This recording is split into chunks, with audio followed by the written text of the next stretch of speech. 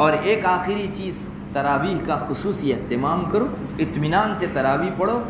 رکوع میں امام کے ساتھ شامل ہونا اور رکوع تک بیٹھے رہنا، علماء نے لکھا ہے نفاق۔ حسکفی نے اپنی در بختار میں یہ بات لکھی ہے، جو آدمی تراویح کے اندر بیٹھے رہتا ہے اور امام رکوع میں جاتا ہے تو اس کے ساتھ شامل ہو جاتا ہے، اس کے دل میں نفاق کا وائرس ہے۔ یہ آدمی کل کو موت کے موقع سے منافق بن کے مرے تو کوئی تعجب نہیں۔ اس لیے ہم بہت لائٹلی لیتے ہیں اس کو، اتنی خطرناک چیز ہے کہ موت کی آخری گھڑی کے موقع سے بہت ستا سکتی ہے۔